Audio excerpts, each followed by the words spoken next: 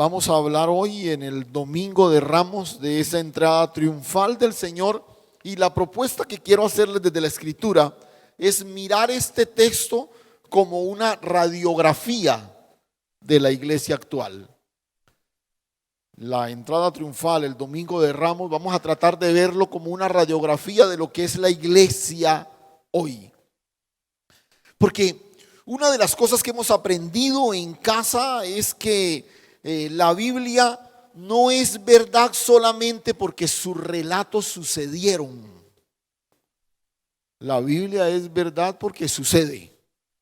La Biblia es verdad porque sus historias son nuestras historias. Porque no es simplemente, nosotros no miramos la Biblia, por ejemplo, como vemos una de las batallas de la independencia. Eso ocurrió allá y vemos el registro histórico. No. Nosotros miramos la Biblia tratando de identificar el obrar de Dios en cada uno de nosotros hoy. Por ejemplo, nosotros no miramos Génesis 3 de la misma forma como un relato histórico cualquiera. Nosotros vemos el pecado de Adán y Eva como el registro de lo que ocurre hoy con toda persona que, desconociendo la instrucción de Dios, le da la espalda a lo que Dios ha dicho. ¿Ves? O sea, el relato de Adán y Eva no es verdad porque sucedió. El relato de Adán y Eva es verdad porque sucede. Sucede todo el tiempo. Otro ejemplo, al leer, por ejemplo, el Éxodo y ver cómo Dios poderosamente saca a su pueblo de la opresión y de la esclavitud egipcia. Sí, nos emocionamos, pero celebramos que ese éxodo sigue sucediendo en la vida de todos aquellos que, tomando la mano del Señor, salen de la esclavitud del pecado para ser establecidos en Cristo, su tierra prometida. ¿Te das cuenta? O sea, no miramos el éxodo como un relato detenido en la historia, ¿sí? No, miramos el éxodo, sí, es un relato que sucedió en la historia, pero por el carácter dinámico de la revelación, por el carácter vivo de la palabra, ese relato sigue sucediendo hoy. Por eso la propuesta que quiero plantearles en esta mañana: cómo mirar la entrada triunfal como una lectura de lo que es la iglesia hoy. Cómo tratar desde ese evento de leernos, de vernos ahí inmersos en medio de ese relato, de un relato que indiscutiblemente sucedió, ¿sí? El momento en que el Señor entró cabalgando sobre ese pollino a la ciudad santa, pero es un relato que sigue sucediendo hoy, de un Dios que sigue entrando a las ciudades, que sigue entrando a los barrios, que sigue entrando a los hogares, y que lastimosamente se encuentra con cuadros muy parecidos a lo que sucedió en ese primer Domingo de Ramos.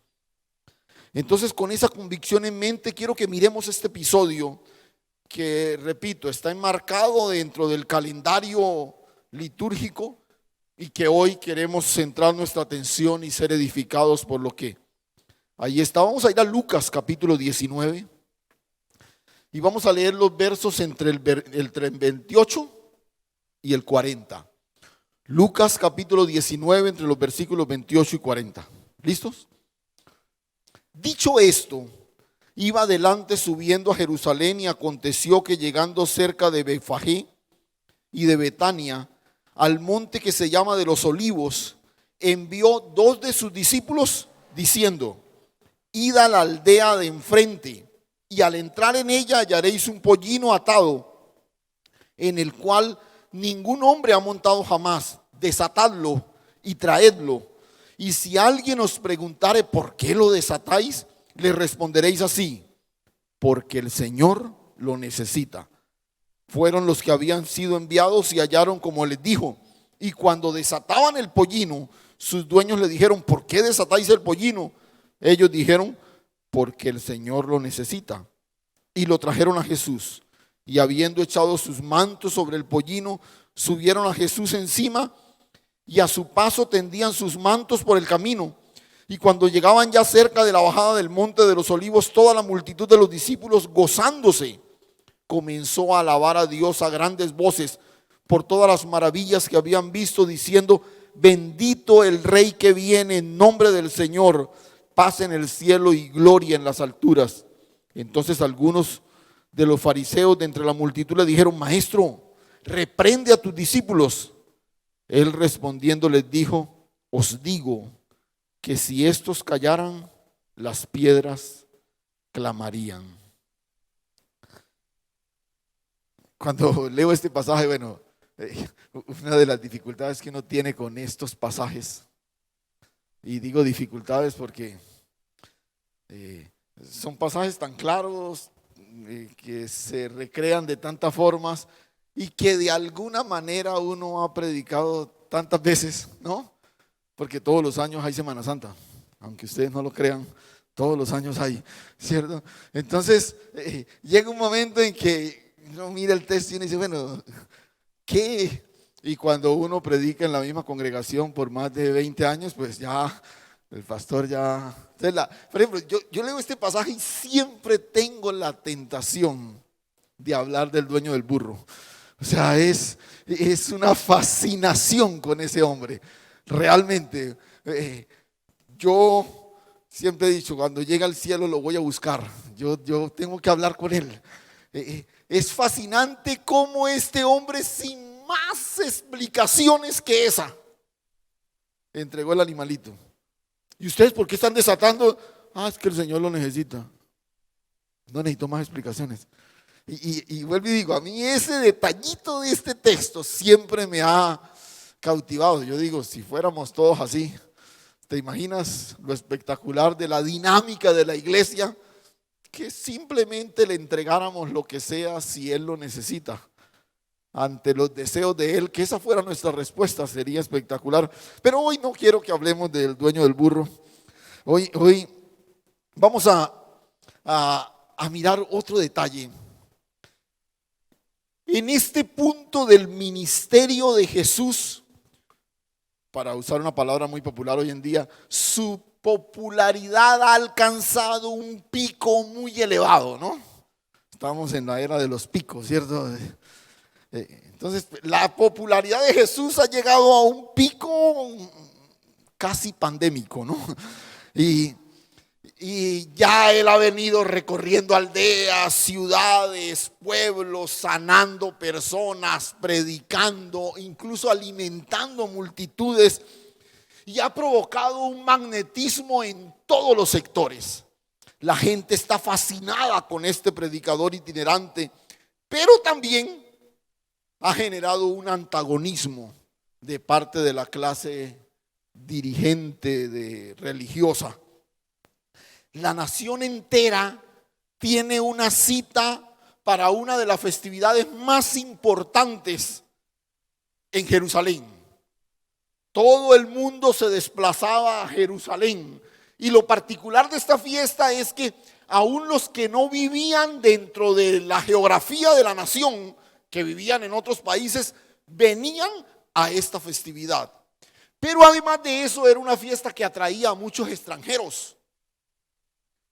¿Recuerdan en Hechos 8 al eunuco que venía de una de las fiestas en Jerusalén? O sea, mucha gente que no era judía era atraída por las festividades religiosas en Jerusalén y venían. O sea, ¿por qué les menciono todo esto? Porque Jerusalén literalmente, en una festividad de esta naturaleza, quedaba atestada de gente, completamente llena. No había un solo espacio en la ciudad, y la multitud que habitaba Jerusalén, los pueblitos vecinos, todos se llenaban de gente, y durante el día la gente acudía a la ciudad a la celebración.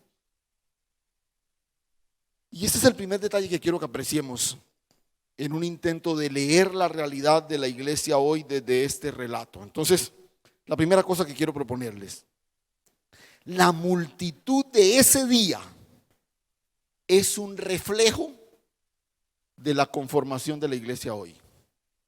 Repito, la multitud de ese día es un reflejo es un buen tipo de la conformación, la manera como se conforma la iglesia hoy, la manera como está conformada la iglesia hoy, como está integrada la iglesia hoy. Había mucha gente en Jerusalén. Y Jesús viene en una de esas caravanas, ¿no? Esta es una práctica muy interesante. Recuerde que el punto donde Jesús desarrolla su ministerio es en Galilea, al norte del país. Jerusalén queda relativamente al sur, hay más hacia el sur, pero es bien al sur, en Judea. Las familias comienzan a salir rumbo a Jerusalén y en su peregrinar la gente de los pueblos, de las aldeas se van uniendo. Entonces la caravana, ¿cierto?, va creciendo y cuando ya están a punto de llegar a Jerusalén, ya es un gentío impresionante. Entonces el Señor viene en uno de esos, y si usted lee los textos anteriores, por ejemplo, acababa de hacer el milagro en la vida de Zaqueo y toda la gente, y bueno, todo ese tipo de cosas que sucedían camino a Jerusalén, iban haciendo que más y más gente se pegara, ¿no? Y mira lo que dice el verso 37. Cuando llegaban ya cerca de la bajada del monte de los olivos, toda la multitud de los discípulos, gozándose, comenzó a alabar a Dios a grandes voces por todas las maravillas que habían visto. Pero quiero que note, toda la multitud, ya Lucas, no han entrado a Jerusalén todavía. Jerusalén está atestada de gente, ellos todavía no han entrado a Jerusalén, pero ya en la bajada que desemboca en la ciudad santa, ya la multitud es avasallante. Lucas generosamente los llama la multitud de los discípulos. Pero si bien es cierto, los discípulos iban en la multitud, y cuando hablo de los discípulos no me refiero solo a los 12, hablo del número extendido de los discípulos, que probablemente eran alrededor de unos 70, ¿no? Y un grupo un poquito más grande. Pero la multitud no solamente era conformada por discípulos. Hay mucha gente dentro de esa multitud que uno no podría clasificarla bajo ese rótulo de discípulos. Por un lado estaban todos los que venían con él, ¿sí? Todos los que se habían venido sumando de los pueblos, de las aldeas por donde él pasaba, lo que les explicaba hace un momento, ¿no? Entonces Jesús llegaba y de pronto paraba y daba una enseñanza y la gente atraída venía y él seguía, pues vámonos aquí con ellos, ¿cierto? Y seguían y sanaba a uno y la gente y seguían con él. Entonces el grupo se iba formando de los que se iban sumando, ¿no? Algunos que iban para la fiesta y era mejor ir en la caravana presidida por alguien así como Jesús que irse uno solo. Y en la entrada de Jerusalén llegaba mucha gente esperando familiares que venían, o los comerciantes que estaban haciendo su agosto, ¿no? Vendiendo cosas alusivas a la fiesta, las cosas que la gente necesitaba para los sacrificios. Todo eso hacía que la entrada de la ciudad estuviera realmente congestionada. Y si a eso sumamos a los habitantes de Jerusalén, pues todo era un gentío terrible. Pero escuche, muchos estaban interesados en hacer su temporada, ¿cierto? Los que estaban ahí comerciando. Muchos estaban a la expectativa de reencontrarse con un familiar que venía siempre a las fiestas, y la gente estaba ahí esperando a ver si venía en esta caravana o en la que sigue o qué sé yo. Otros simplemente a curiosear. Yo he escuchado hablar de este Jesús. Él una vez pasó por la aldea donde yo vivo. Yo lo vi sanar a alguien. Ahora en la fiesta, quién sabe qué cosas va a hacer. Y entonces estaban ahí los curiosos que estaban a la expectativa de ver con qué iba a salir Jesús. Pero también estaban los que en forma devota iban a cumplir su tradición religiosa. Todos los años iban a su fiesta cumplidamente, ¿no? Ahí siguiendo una tradición que habían heredado de generaciones anteriores. Todos hacían parte de esa multitud. Repito, Lucas generosamente la llama la multitud de los discípulos, quizás refiriéndose a que los discípulos iban ahí. Pero esta multitud estaba formada por mucha gente de diferentes clases, con diferentes expectativas. Esa era la multitud. Entonces te dije hace un momento que esa multitud es un reflejo de la manera como hoy se conforma la iglesia. Y creo que si hay una palabra que describe la iglesia hoy, precisamente sería la palabra multitud. Hoy, miles, millones de personas se definen a sí mismos como miembros o adherentes a una iglesia. Ya la iglesia no es esa minoría despreciable de las ciudades y los países. No, la iglesia hoy es una fuerza a la que cualquier político le coquetea, a la que cualquier reforma en un país tiene que consultar. Ya la iglesia no son esos 3 o 4 por ahí. No, no. La iglesia es literalmente una multitud. Y la movilización en fechas como estas, por ejemplo, es realmente alarmante.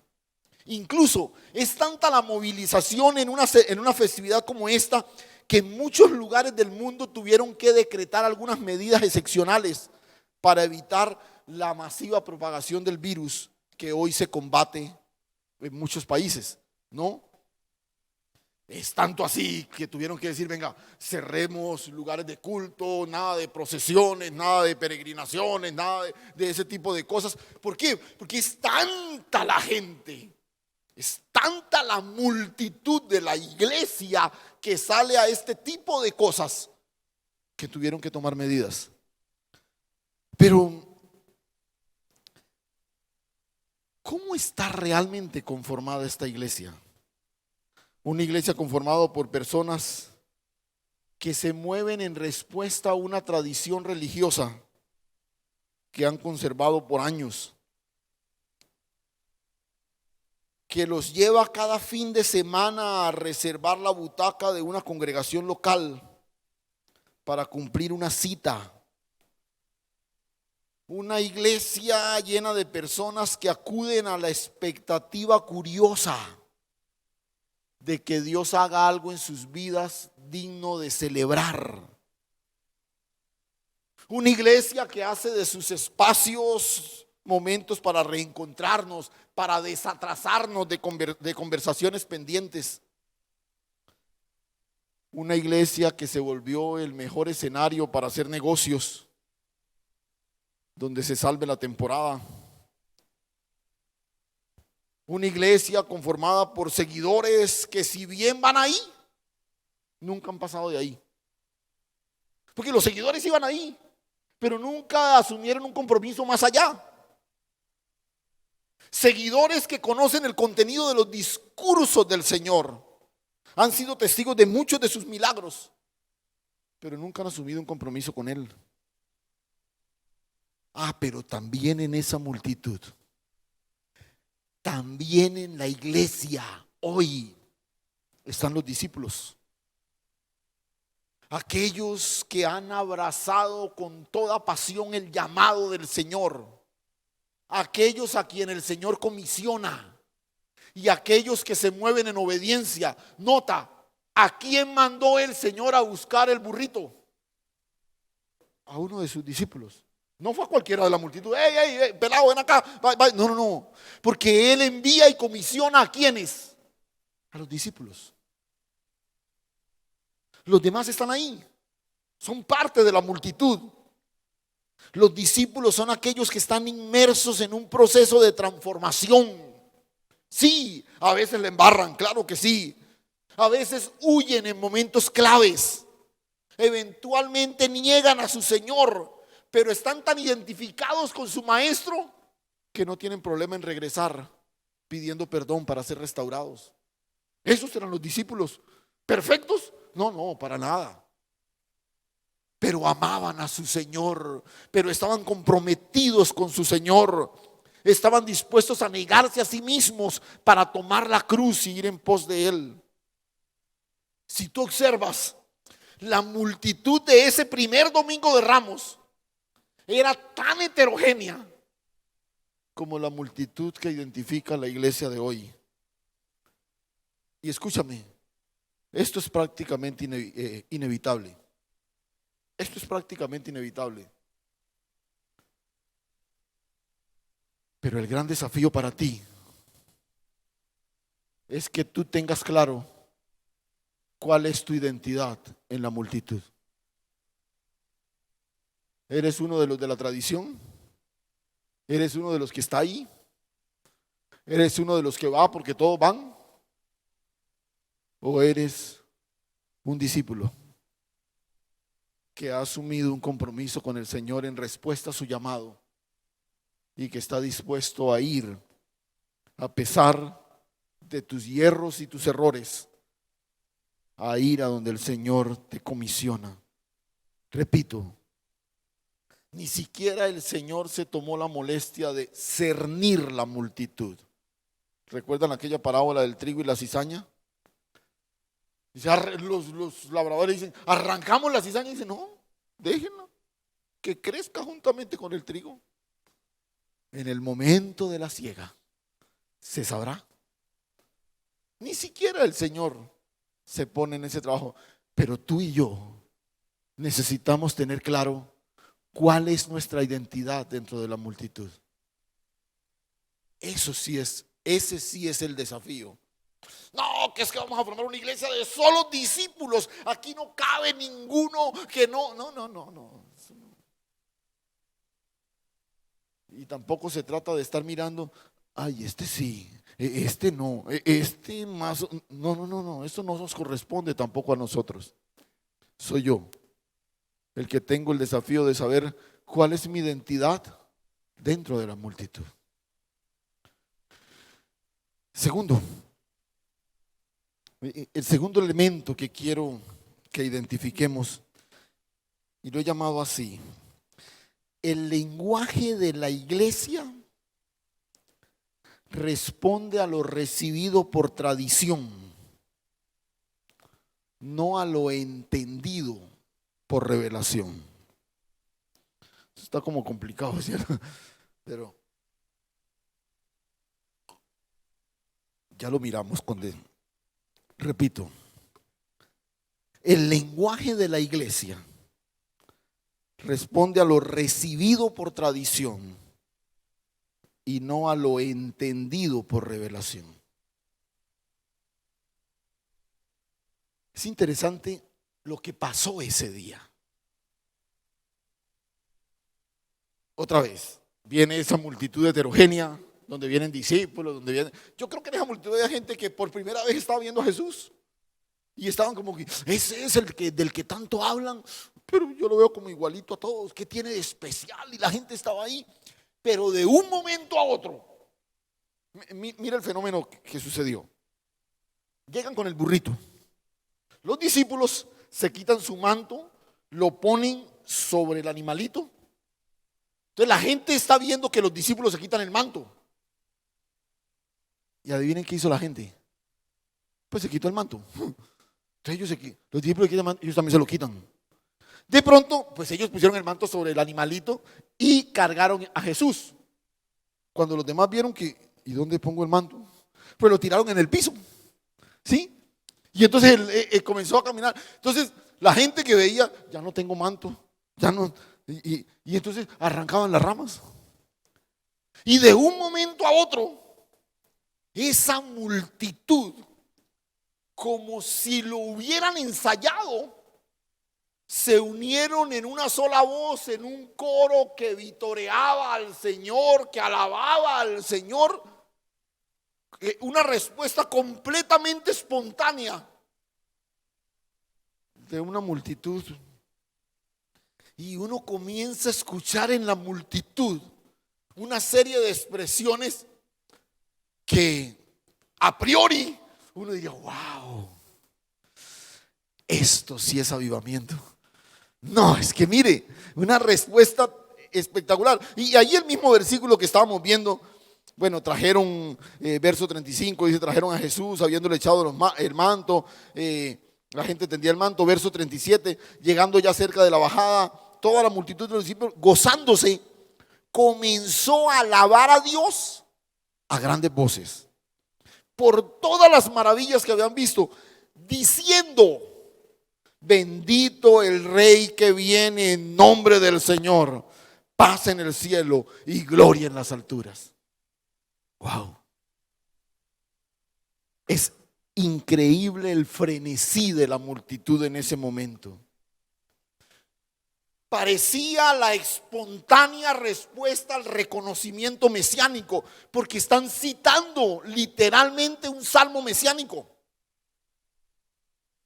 sea, cualquier observador que está ahí mirando ese cuadro dice: uy, después de 3 años y pico de ministerio, por fin la gente reconoció que este era el Mesías.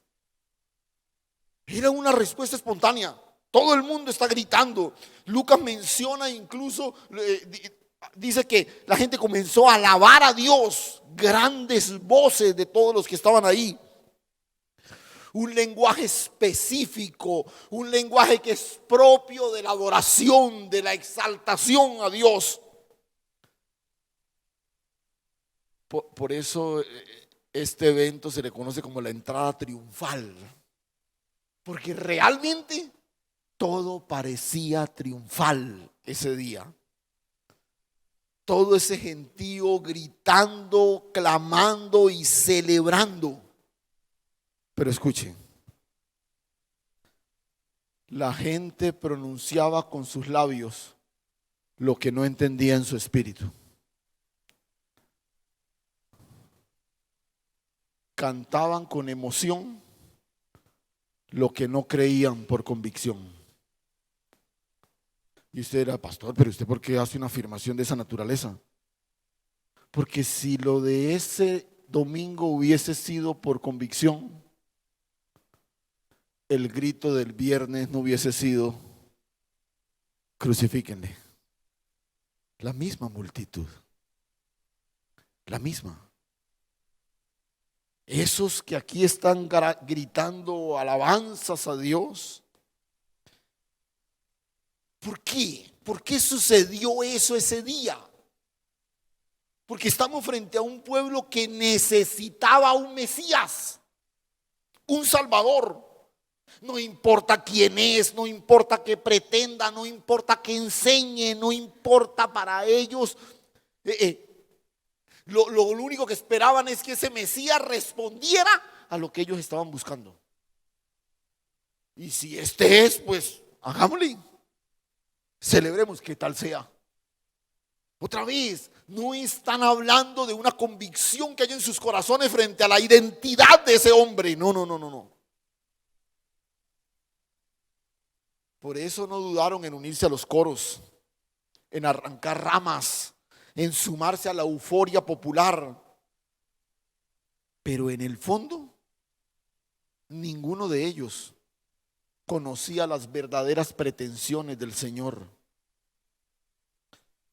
La gente demostraba su atracción, su entusiasmo. Bendito el Rey que viene. Lindísimas palabras. Cristo indiscutiblemente tenía una popularidad entre ellos. Admiraban sus milagros, reconocían la autoridad de su enseñanza. Pero realmente no sabían quién era. Pero sabes que nada distinto a eso ocurre hoy.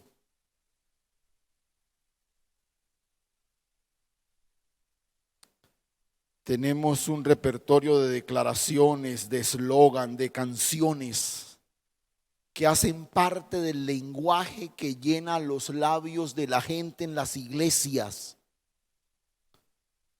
Pero muchas veces esas declaraciones no responden a una profunda convicción que hay en el corazón.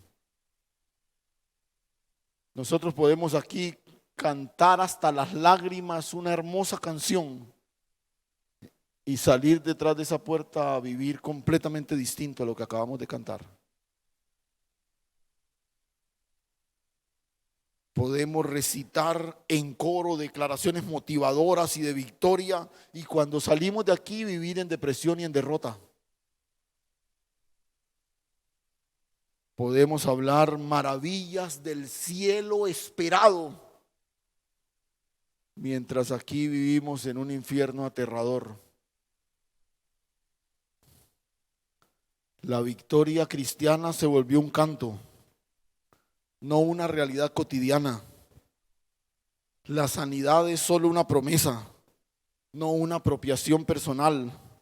La dependencia de Dios es una linda doctrina, no una verdad que nos gobierna. Nada distinto a lo que pasó ese día,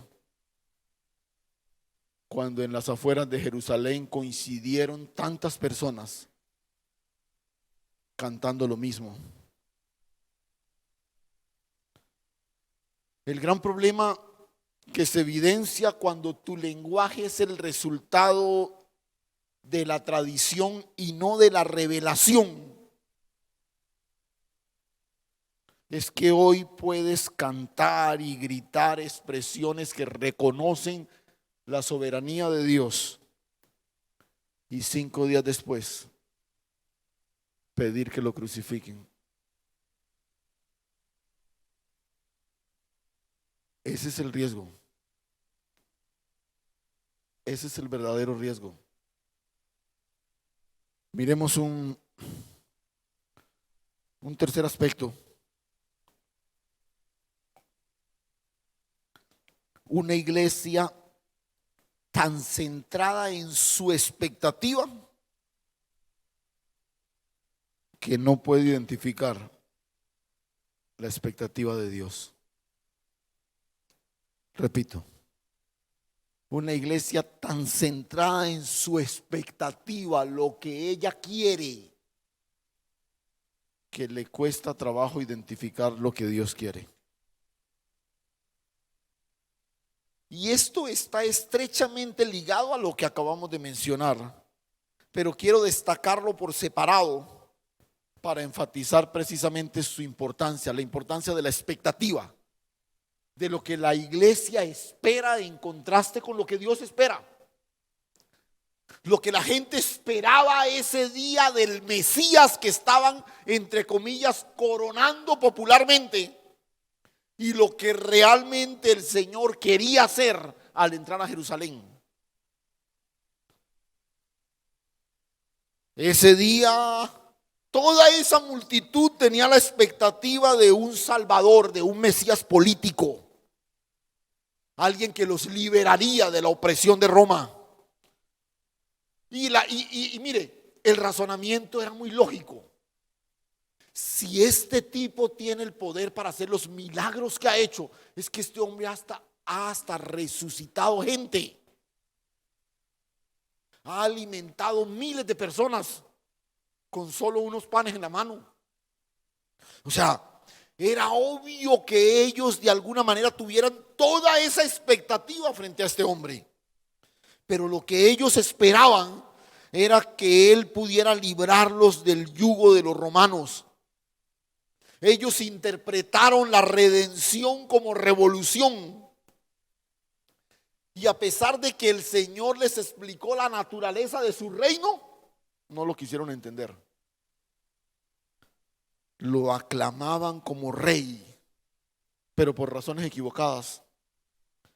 Querían que les quitara del cuello el pie de los romanos, que los asfixiaba profundamente.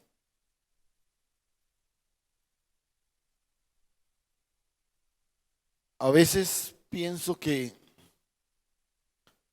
un gran sector de la iglesia se levanta con expectativas que difieren diametralmente de lo que es la expectativa de Dios. Hoy, por ejemplo, la iglesia presenta un mensaje del evangelio que busca satisfacer la expectativa popular. no lo que está en el corazón de Dios. Es un mensaje del Evangelio que apunta a suplir la necesidad de todo el mundo. Hoy las personas corren a las iglesias esperando algo de Dios, pero se cierran a identificar lo que Dios espera de ellos.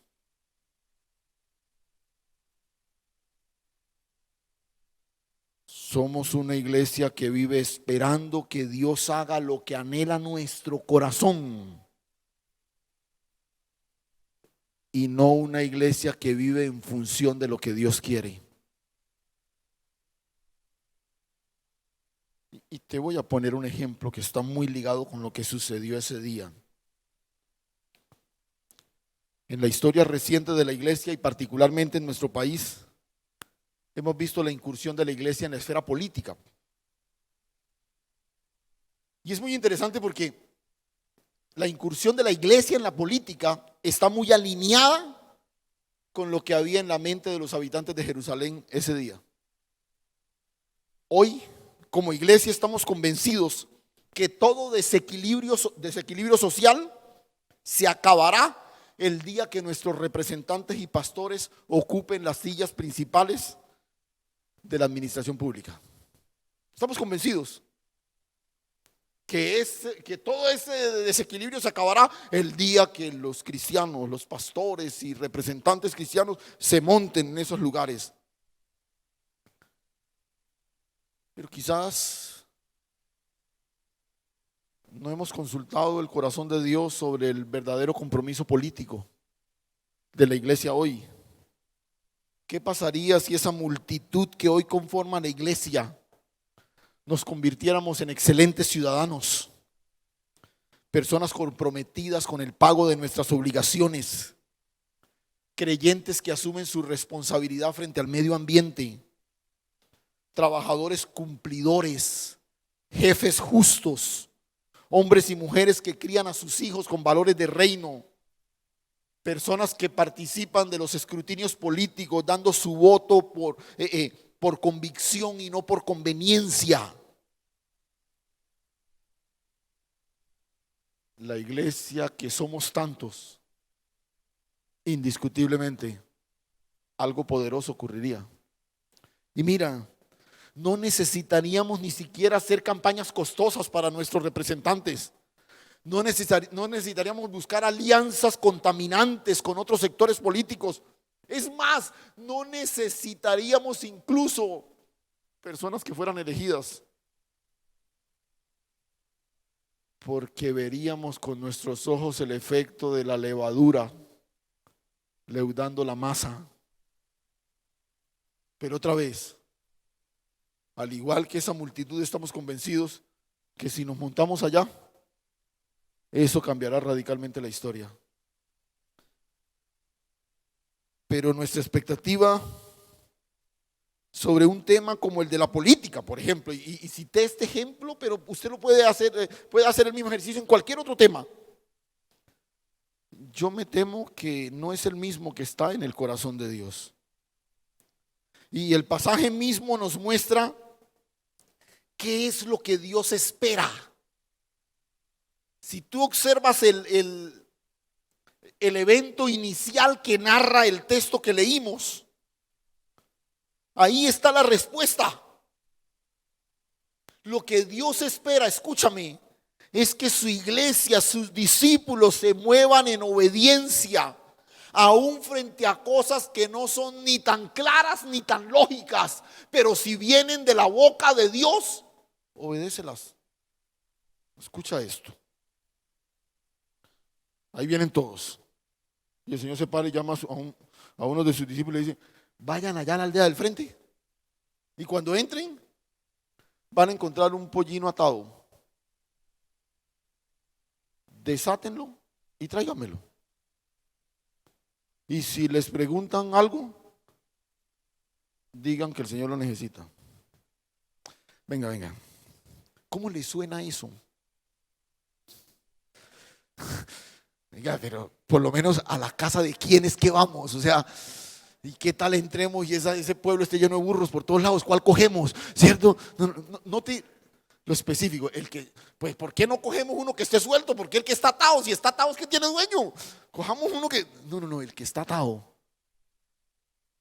Y cuando les pregunten, solo díganles eso. O sea, otra vez, es una instrucción que no tiene lógica, es una instrucción que parece absurda, es una instrucción que no tiene como mucho sentido, pero es una instrucción que viene de los labios del Señor. Y si viene de los labios del Señor, su iglesia obedece, no importa lo que sea, no importa cómo te suene.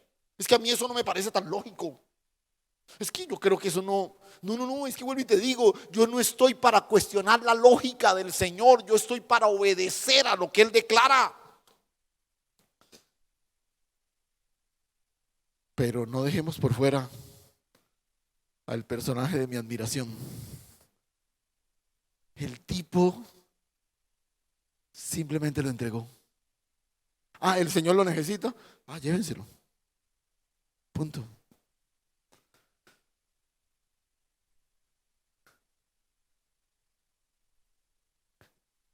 Hoy tenemos una iglesia que desarrolló su comunión con Dios en torno a lo que ella necesita. Y la verdadera comunión con Dios se construye en torno a lo que Él quiere, no a lo que yo necesito. Todos nos arrodillamos, bueno, por lo menos yo creo que todos, cada mañana delante del Señor para hacerle conocer lo que yo necesito. Nuestras rodillas se deben doblar todos los días para tratar de identificar lo que Él quiere.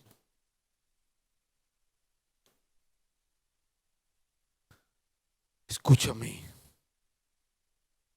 los que son de la generación de la guayaba para atrás entienden esto.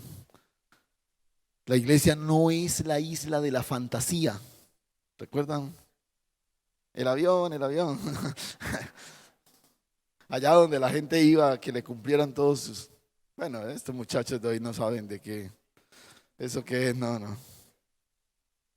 Los que somos de... ¿Cómo es que es de Maluma para acá?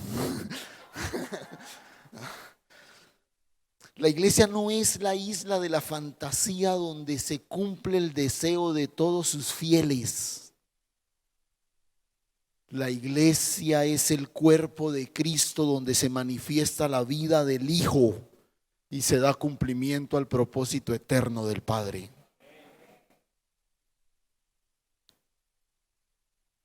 Amén.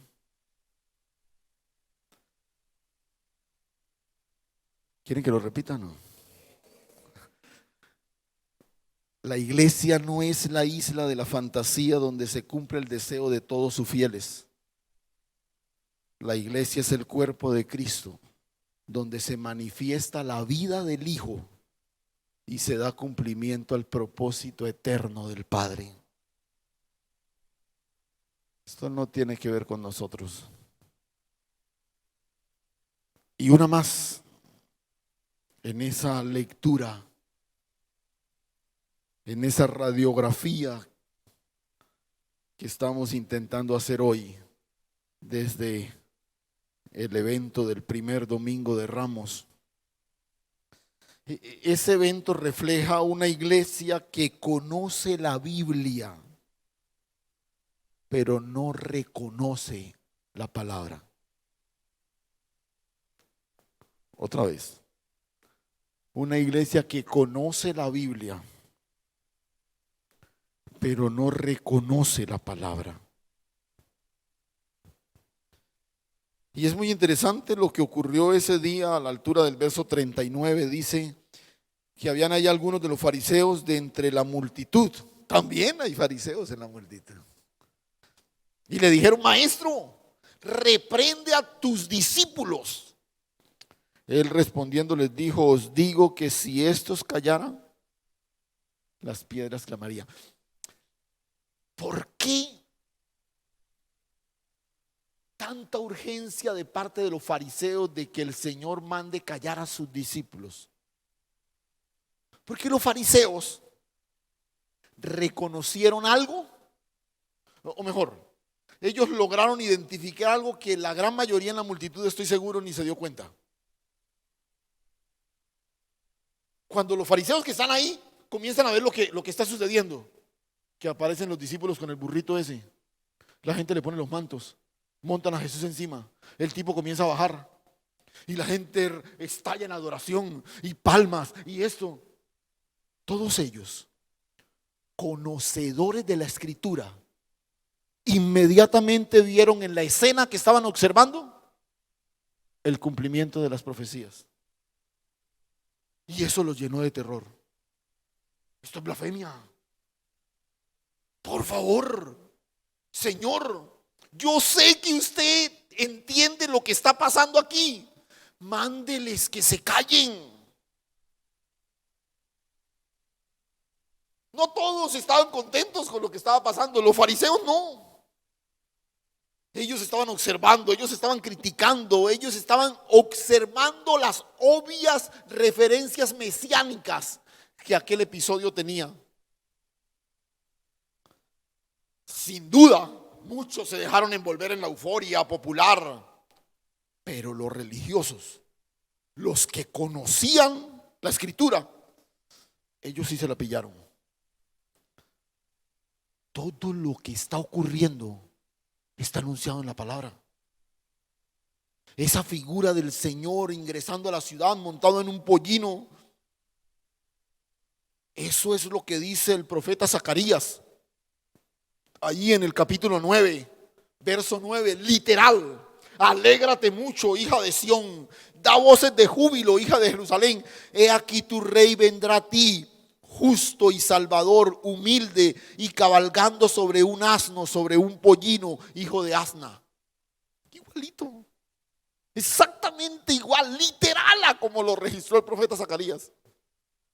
Ellos conocen la Escritura, ellos saben lo que está pasando ahí, pero además, para agravar la angustia de ellos, el cántico de la multitud es exactamente lo que registra el Salmo 118. Bendito el Señor que viene en nombre de Jehová. Para los demás era un cántico al que uno se suma. Para los que conocen la Escritura, es el eco de esa referencia mesiánica del salmista. Ellos tenían frente a sus ojos el cumplimiento literal de la palabra que habían estudiado, enseñado y repetido a lo largo de toda su vida. Uno esperaría que fueran los primeros en identificarlo.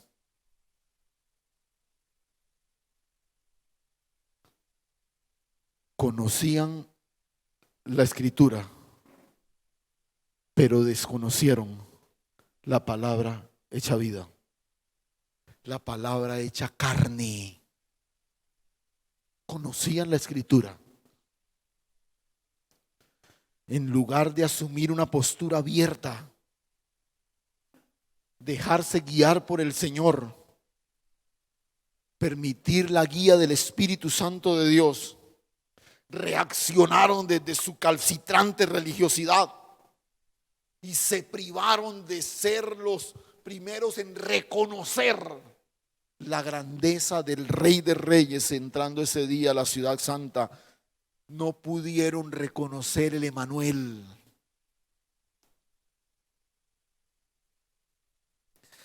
Y a mí a veces eso me asusta, porque hoy a veces como iglesia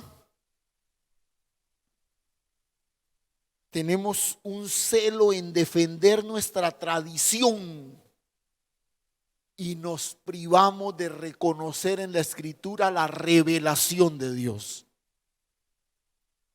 Maestro, repréndelos. Pero ese día no había nada ni nadie capaz de acallar esa multitud. Y el Señor le responde algo Muy interesante, les dice, si estos callan, entonces hasta los objetos inanimados van a hablar. Y es interesante.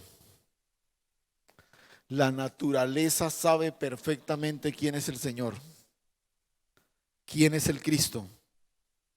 Al hombre inteligente es al que le cuesta trabajo reconocerlo. Qué paradójico, ¿cierto? La naturaleza, aún la inanimada, tiene la capacidad de reconocer quién es el Señor. El hombre inteligente le cuesta trabajo reconocerlo.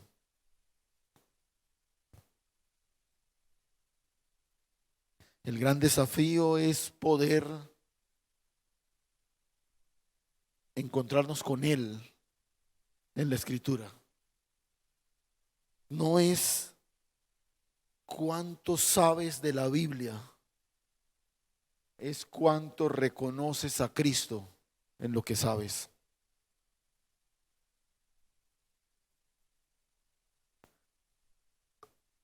El mundo incrédulo no ha cambiado mucho desde entonces. La gente sigue pensando que salvación tiene que ver con cosas externas. Solución de sus problemas, redistribución de las riquezas, mejores condiciones sociales, alimenticias, mejor cuidado médico, todo lo que incluso por esos días se habla. Ese sigue siendo el concepto de salvación que se maneja en la sociedad actual. Bueno, estamos los miércoles hablando, tratando de mirar algunos aspectos concernientes a la salvación. Y los judíos que conformaban la multitud de ese día pensaban exactamente lo mismo. Se necesitan cambios sociales que le den un vuelco completo a esto.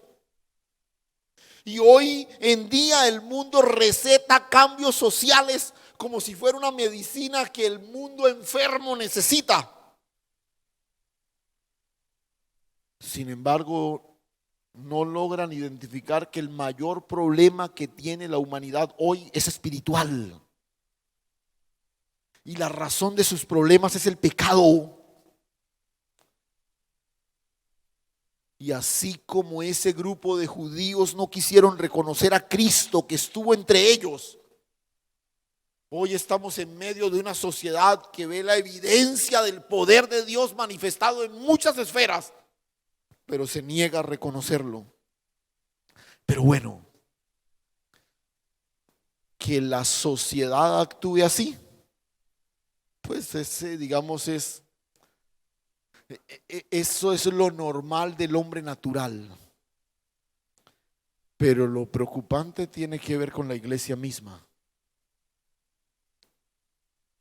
La iglesia de hoy es multitudinaria y ese es un aspecto digno de celebrar.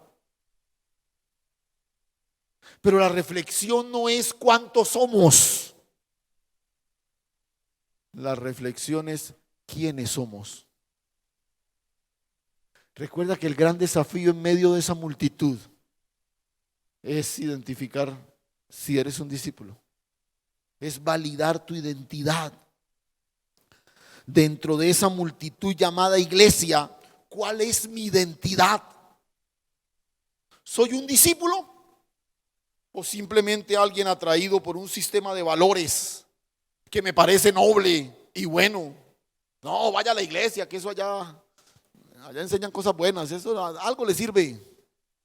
Vaya a la iglesia a ver si consigue una muchacha cristiana, que esas salen buenas. Así es. O sea, esta es una comunidad de gente buena. No, de eso no se trata la iglesia. Repito, el gran desafío en este aspecto en particular es tener clara cuál es mi identidad en medio de la multitud. Pero también es hora de comenzar a alinear lo que digo con lo que creo y sobre todo con lo que Dios ha dicho.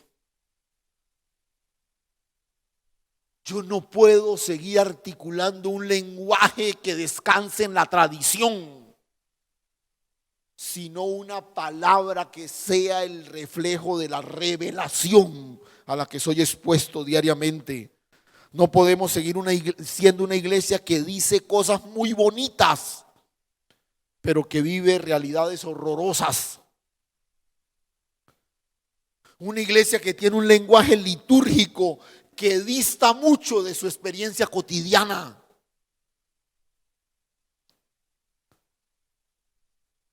Es el momento de comenzar a vivir en el día a día lo que con tanta pasión cantamos y declaramos el fin de semana.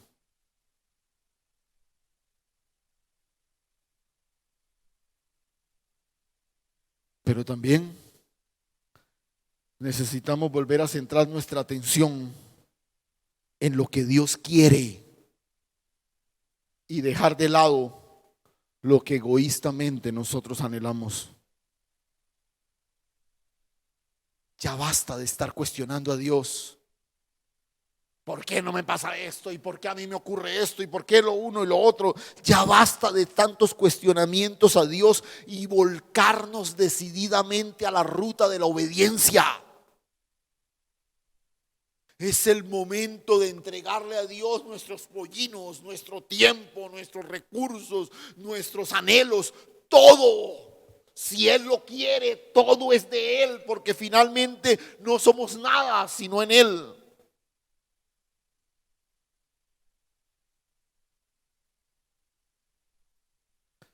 Pero también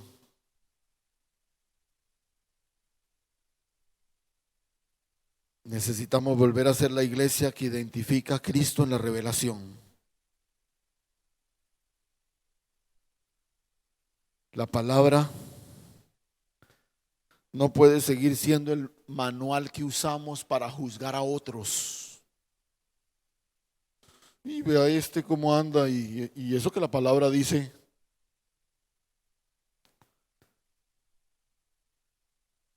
La palabra no puede seguir siendo el manual que usamos para justificar nuestras acciones o para respaldar nuestras doctrinas. La Biblia es más que un libro de valores, de normas de vida. La Biblia es el vehículo por medio del cual Dios se revela.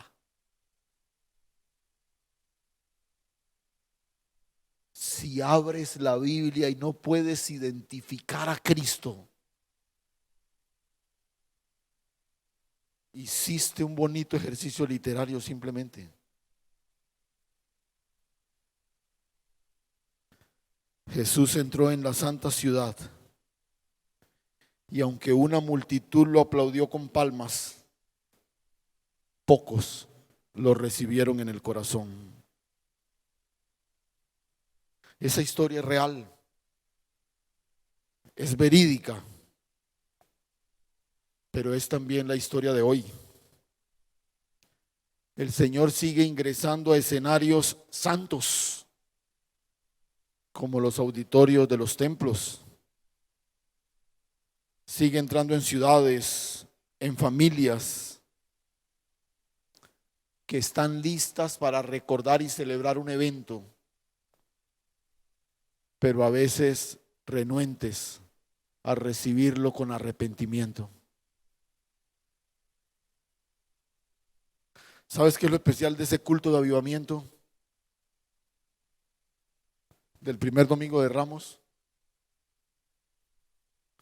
Hubo música, hubo alabanza, hubo multitud, hubo palabra. ¿Sabe qué no hubo? Arrepentimiento. Ese día no hubo arrepentimiento. Y creo que si algo nos desafía este evento, es a responder en arrepentimiento a la llegada del Señor. Cierra tus ojos un momento.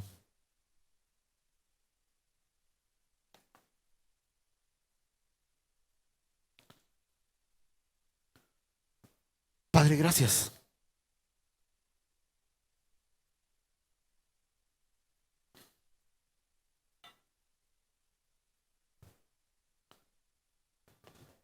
Gracias por permitirnos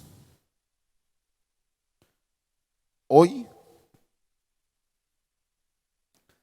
leer la realidad de nosotros como iglesia.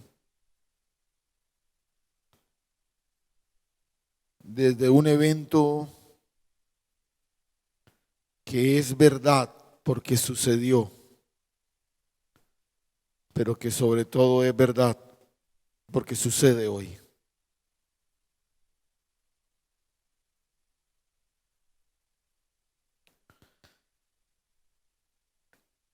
Hoy, Señor, si cada uno de los que hemos podido escuchar esta palabra aceptamos el desafío de aclarar, de definir cuál es nuestra identidad en la multitud que se llama iglesia,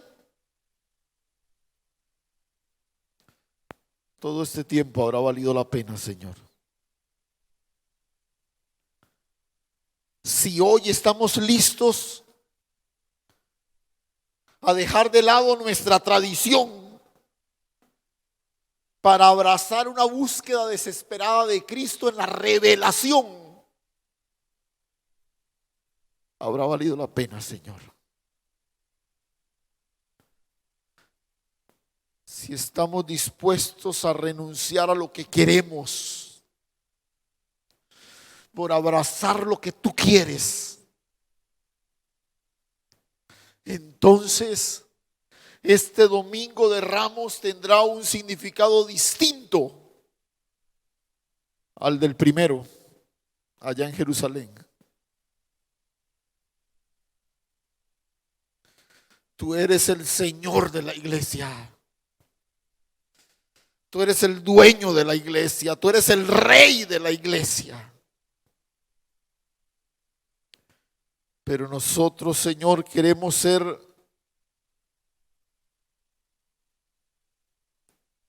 parte activa, no vinculados a la iglesia por una membresía oficial, sino por una acción sobrenatural de Dios en la vida de cada uno de nosotros, Señor, a través del nuevo nacimiento que nos hace discípulos del Rey de Reyes y Señor de Señores, hijos del Dios eterno. Sigue entrando, Señor, con la manifestación de tu poder, con el establecimiento de tu trono en nuestras vidas, en nuestras familias, en nuestra congregación, en nuestros lugares de trabajo. Y que no encuentres una multitud que sencillamente responde a la euforia de la masa, sino un grupo de discípulos que reconoce la grandeza de su Rey, Señor. Gracias, Dios. Gracias, Señor. Permítenos vivir en su verdadero sentido la entrada triunfal de nuestro Señor como Rey absoluto de nuestras vidas. Gracias, Señor. Gracias, Dios. A ti toda la gloria, toda la honra en Cristo Jesús. Amén y amén.